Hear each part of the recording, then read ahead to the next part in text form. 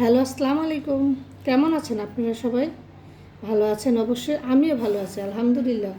দূরে এবং কাছে, দেশ এবং দেশের বাইরে যে যেখান থেকে আমার আজকে ভিডিওটি দেখছেন তাদের সবাইকে জানাই আন্তরিক ভালোবাসা ও ধন্যবাদ।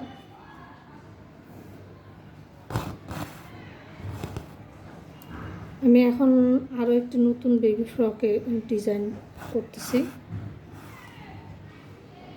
আর এই ডিজাইনটা করার জন্য আমি নিয়েছি আসলে এখানে গোলাপি কালার, গাঢ় গোলাপি কালার সুতা, আর এখানে আমি 2টা সুতা নিয়েছি।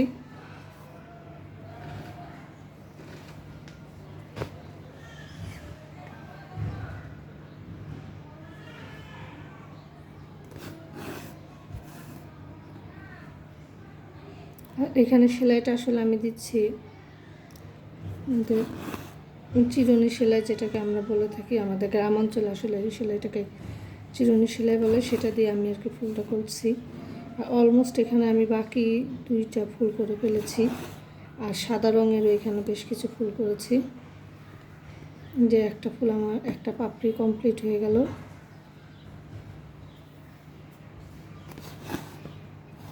এই সেলাইটা দিয়ে আসলে ফুলগুলো করলে আসলে খুবই সুন্দর লাগে এবং ফুল ভরাটা দ্রুত হয়ে যায়।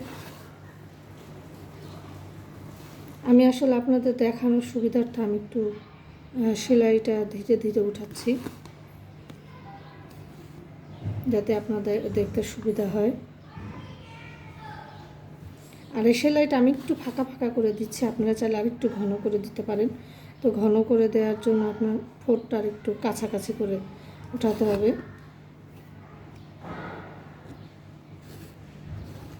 আর ডিজাইনটা দেখার পরে মাশাআল্লাহ খুবই সুন্দর লাগবে।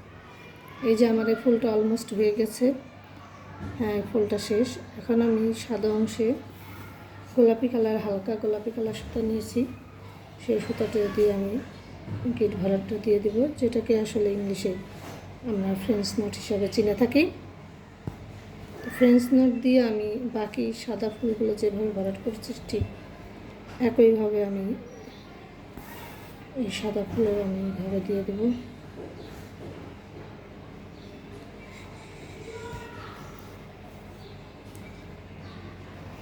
আর এই সেলাইটা আসলে ফ্রেঞ্চ নট সেলাইটা বা গিট ভরা সেলাই যেটা আমরা বলি না, এই সেলাইটা দিয়ে আপনার ফুলের যে মাঝখানে অংশগুলো আমরা ভরাট করে থাকি, এতে ফুলের সৌন্দর্য আসলে অনেকটাই বেড়ে যায় আর দেখতে সুন্দর লাগে।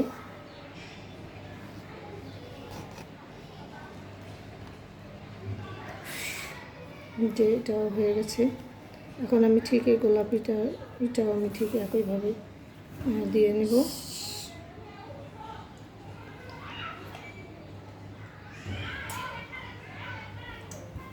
আর আমি আসলে এই সেলাইটা যখন দিই তখন আমি 2 হাতেই দিয়েই করে থাকি, তাহলে কি মনে করেন সেলাইটা আমার কাছে সুন্দর হয়। এক হাত দিয়ে করলে আমার কাছে মনে হয় কি যে আসলে আমার সেলাইটা সুন্দর হচ্ছে না, বা আমি এক হাত দিয়ে এটা করতে পারি না।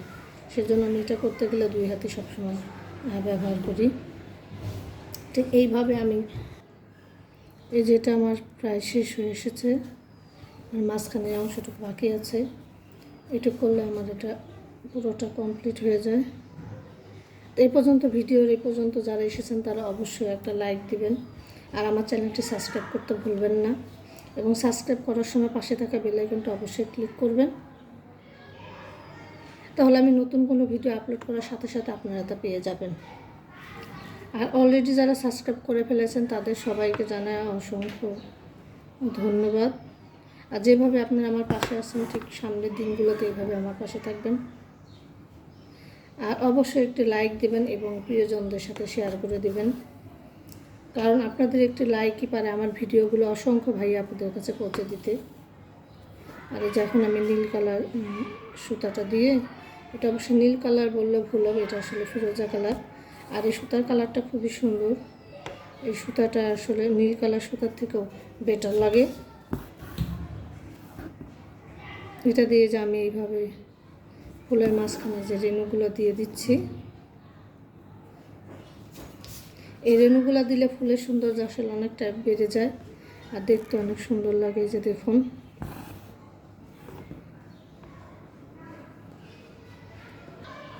এই যে দেখুন আমার হয়ে গেছে। আর এখন আমি এখানে এই যে সেলাইটা দিয়েছি, সেলাইটির ভিতর দেখুন আমি নীল কালার সুতা দিয়ে ঠিক এইভাবে সুতাটা ঘুরিয়ে ঘুরিয়ে দেবো।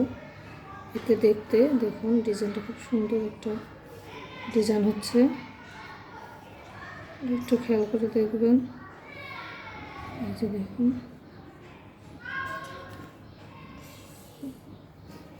খুব সুন্দর একটি ডিজাইন হচ্ছে। ডিজাইনটার জন্য আসলে দেখতে খুবই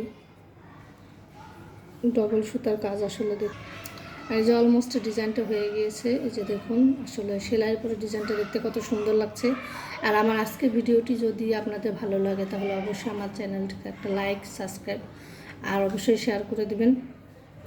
আর শীঘ্রই নতুন কোনো ভিডিও নিয়ে চলে আসবো আপনাদের সামনে। ততদিন আপনারা সবাই ভালো থাকবেন, সুস্থ থাকবেন। আর এটিও একটি বেবি ফ্রক। এই ফ্রকের ডিজাইনটা আসলে এখনও পুরো কমপ্লিট হয়নি। আর এই যে দেখুন এখানে আমি এটা আসলে ডিজাইনটা হলো একটি গলার ডিজাইন। এই যে দেখুন গলাটা এখানে করাই আছে। তো এই ডিজাইনটা কমপ্লিট হলে আমি আপনাদের পুরো ড্রেসটা দেখাবো। আর শীঘ্রই নতুন কোনো ভিডিও নিয়ে চলে আসবো আপনাদের সামনে। ততদিন আপনারা সবাই ভালো থাকবেন, সুস্থ থাকবেন। আল্লাহ হাফেজ।